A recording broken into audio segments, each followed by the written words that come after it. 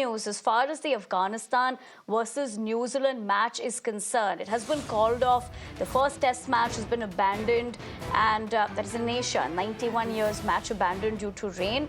Earlier, row erupted over ground maintenance. Now the match has been called off amid relentless rain. So the controversy continues here clearly as far as this is concerned. Remember, the Greater Noida authorities' effort to stage the one-off test between Afghanistan and New Zealand have been clearly thwarted off on multiple days. Now, despite using traditional tarpaulin electric fans, you're looking at the visuals of the tarpaulin that was used and boring ground cover in a super stopper from different sources. The venue failed to get play underway, leading to also a significant international embarrassment. Having said that, let me take those points across to my colleague Karishma. Karishma, of course, with the fact that what we've been looking at in the past couple of days, big development now coming through with this particular decision now, with the fact that the match has ultimately been called off. Talk to us about that first, and then, of course, we'll get talking about different aspects to what really led to this. Well, it's absolutely. The match has been called off, and this is, I think, first time in 26 years that a match in Asia has been called off. It was earlier in 1998 that a match was called off due to a fog in Faisalabad, and now here in Greater Noida. In fact, I can, try and show you the live visuals of the stadium as well, because it has been, of course, called off, and you can see how wet the outfield is at this particular moment. These are live visuals of the stadium.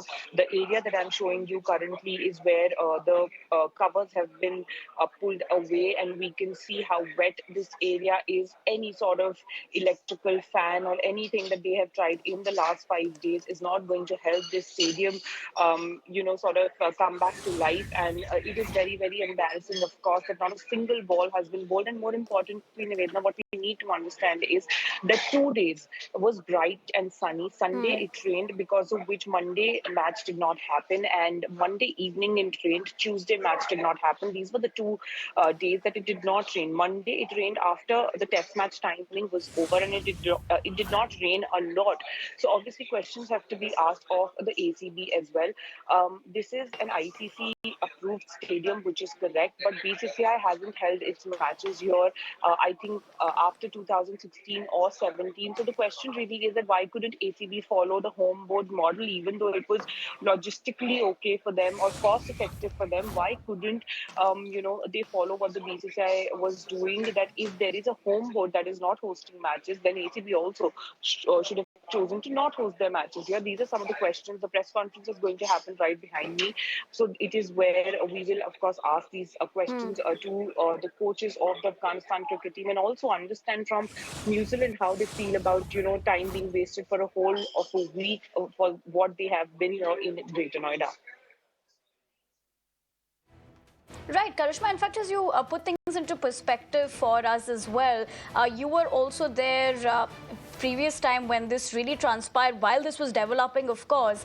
Having said that, many efforts that was used, in fact, we're continuously looking at those visuals as well on our screens, the different kind of methods that they were really trying to, in a sense, control the situation is one aspect of it. But on the other hand, with this controversy that has now really played out, just to draw things into perspective, they were also given different venues. That would also be the very popular Bengaluru venue, or rather the Kanpur. Why did they have to pick this? Was there a particular reason for that logistic to be playing out the same way? Well, yes, absolutely. As far as ACB is concerned, they felt that this was better connectivity with Kabul. One reason. Second, they felt that it was going to be logistically easy for them. Third, they felt that Greater Noida, of course, is more cost effective. Now, the question that needs to be asked of ACB is that cost effective at what cost, because you had a test match where it hasn't, a single ball hasn't been bowled, and, not even a single day where the toss has happened. So clearly, what is the point of being cost effective when you cannot play a test match, when you have the options of a Green Park Stadium in Kanpur and, of course, Chinnaswamy in Bangalore, one of the best stadiums, not just in India, but in the world, for the BCCI to offer that to ACB, and ACB to let go of that opportunity is something that is very, very strange, because, even ACB has played here before, and now what they're saying is that they did not expect, the rain wasn't predicted. But you cannot choose a stadium because you think rain is not predicted. You you have to be very well aware that what happens in case there is rain, how the stadium is going to cope up with it.